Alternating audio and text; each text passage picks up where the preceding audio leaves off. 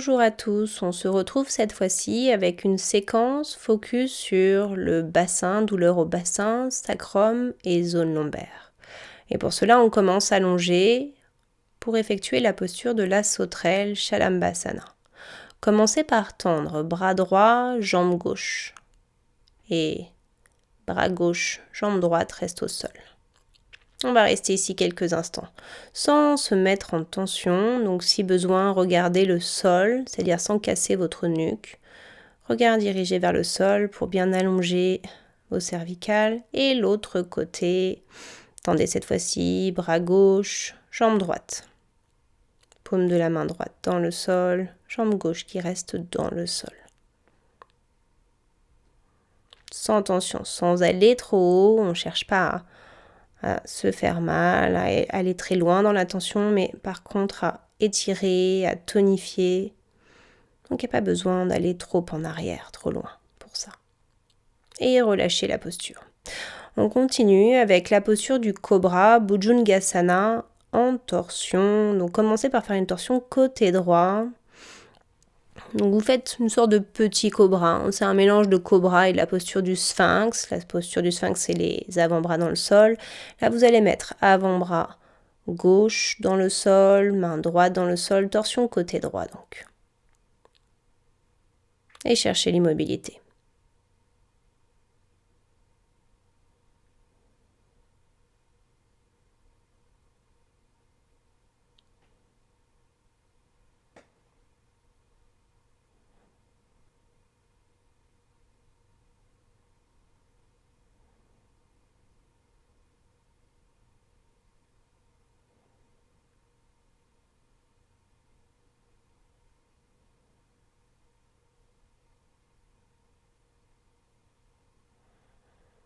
Et l'autre côté, cobra en torsion, côté gauche cette fois-ci.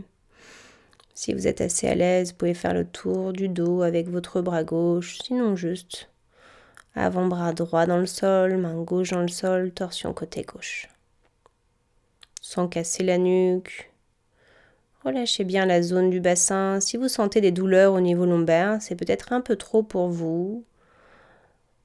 D'ailleurs, dans chacun de ces exercices que vous allez effectuer, vous ne devez ressentir aucune douleur. Si vous sentez une douleur, sortez de la posture. C'est que vous êtes un peu trop en tension dans cette zone-là. C'est peut-être pas encore tout à fait le bon moment pour vous pour effectuer ces exercices. Essayez d'être à l'écoute de votre corps.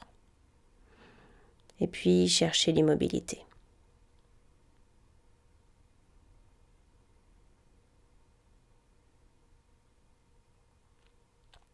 Et tout doucement, ressortez de la posture.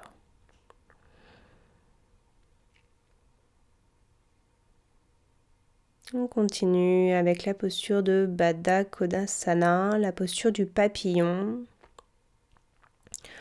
On va la faire en statique. Dirigez vos deux plantes de pied l'une contre l'autre et relâchez le haut du corps vers le sol. Si la flexion avant est difficile, mettez une brique sous les fessiers pour vous aider dans la flexion avant. Si une douleur lombaire est un peu trop intense à votre goût, ça veut dire encore une fois que vous n'êtes pas tout à fait prête pour cette posture qui aide à étirer la colonne vertébrale dans son ensemble et particulièrement la zone lombaire et sacrale du sacrum. Mais si vous y êtes peu habitué, ça peut être un peu trop intense. À vous de sentir. Et inspirez, redressez-vous. On continue avec Upavista Konasana. Pareil, Upavista Konasana va beaucoup aider, cette fois-ci aussi particulièrement au niveau de la zone lombaire et sacrale. C'est un peu plus bas dans le dos par rapport à la sauterelle ou à la posture de cobra. On étire un peu plus bas au niveau de la colonne. Pareil, mettez une brique sous les fessiers si besoin pour vous aider à la flexion avant. Et relâchez. Cherchez l'immobilité et la détente. Essayez de placer vos bras de telle manière que vos bras soient sans tension.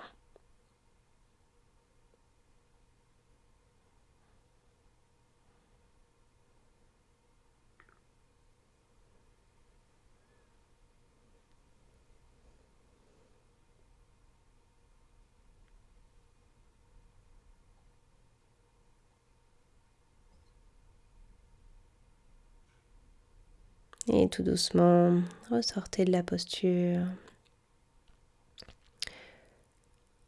On continue avec la posture du chat. On commence par l'exercice habituel. Inspire, pointe du sacrum vers l'arrière, gonflez l'abdomen, sortez la poitrine, sortez la tête des épaules. Expirez, rétroversez le bassin, pointe du sacrum vers l'avant. Faites le dos rond et regardez votre nombril. Faites quelques fois ce mouvement. Inspire, gonflez l'abdomen. Expire, creusez le ventre. Inspire. Et expire.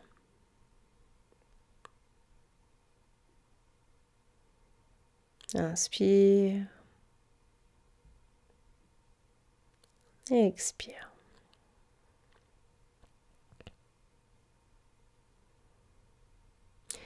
Et puis on continue cette fois-ci en faisant des mouvements du bassin dans un sens ou dans l'autre. Comme vous le sentez, essayez surtout de détendre cette zone-là, puisque on travaille sur la détente de cette zone, donc ça veut dire faire des cercles avec la pointe du sacrum dans un sens.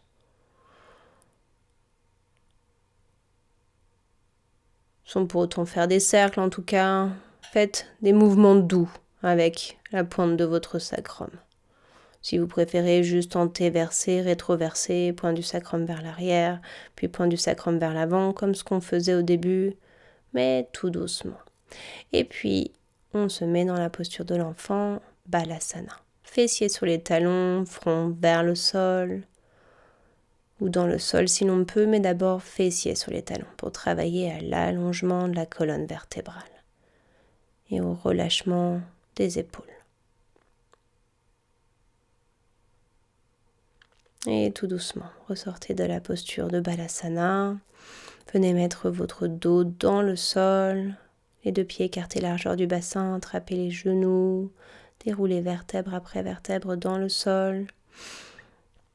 Et vous allez plier une jambe, mettre la plante d'un pied dans le sol et tendre l'autre. La jambe que vous allez garder tendue, c'est celle qui vous est douloureuse lorsque vous avez une douleur au niveau de la zone du bassin, du sacrum. Par exemple, si vous avez souvent une sciatique ou une cruralgie qui est plutôt côté gauche, dans ce cas-là, tendez jambe gauche. Si c'est égal, si c'est les deux côtés, vous ferez les deux côtés. Voilà, c'est à vous de savoir quel côté, quelle jambe vous allez tendre. Donc, jambe gauche tendue et mettez la paume de la main gauche vers le sol, main gauche sous l'os iliaque de votre fessier gauche. Donc sous l'os que vous sentez au niveau du fessier. Et là, voilà, restez immobile. Et puis on fait l'autre côté. Si vous avez les deux côtés qui sont égaux, vous restez dans la posture jambe gauche tendue. Si c'était juste un côté qui vous était douloureux, à nouveau, cherchez l'immobilité et concentrez-vous sur votre respiration. Inspire, votre abdomen se gonfle. Expire, il se dégonfle. Juste votre respiration. Votre respiration spontanée par le nez, sans aucune contrainte. Soyez en pleine conscience de votre respiration. Inspire, expire. Inspire, expire. Et ainsi de suite. Laissez votre corps se mettre en mouvement à mesure que vous inspirez et que vous expirez. Et puis tout doucement, pliez les deux genoux, mettez les deux plantes de pied dans le sol, pieds écartés largeur du bassin. On est dans la posture de Urdhva Dhanurasana, la posture du demi-pont, et un peu comme tout à l'heure ce qu'on faisait dans la posture du chat, vous allez mettre en mouvement votre sacrum, faire peut-être des cercles avec la pointe de votre sacrum, ou diriger votre sacrum vers le ciel, puis vers le sol, antéversé, rétroversé. Je vous laisse libre de faire les mouvements que vous voulez. À nouveau, ces mouvements pour vous faire du bien, pour détendre cette zone-là.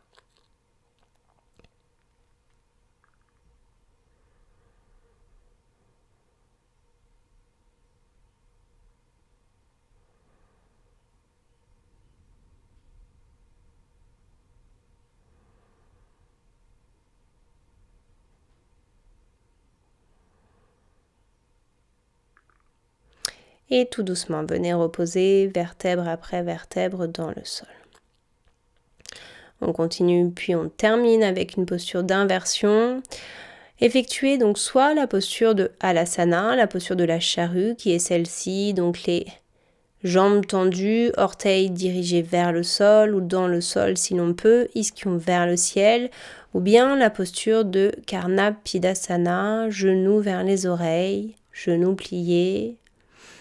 Vous avez les bras dans le sol ou doigts croisés pour vous aider à allonger un peu plus la colonne vertébrale, ou si ces deux postures vous sont inconfortables, ou bien si vous avez les cervicales fragiles, ça n'est pas conseillé de faire ces deux postures. Dans ce cas-là, faites plutôt la posture de Viparita Karani, c'est-à-dire le corps en équerre, c'est-à-dire vous mettez votre tapis perpendiculaire au mur et vous avez le dos dans le sol et les jambes contre le mur, en équerre. Et puis, tout doucement, venez reposer vertèbre après vertèbre dans le sol. Ralentissez la descente. Mettez-vous sur le côté droit pour rester quelques instants à droite dans la posture du fœtus. Et puis, revenez vous asseoir en tailleur. C'est fini pour cette séquence. J'espère qu'elle vous a plu. Prenez soin de vous. À bientôt.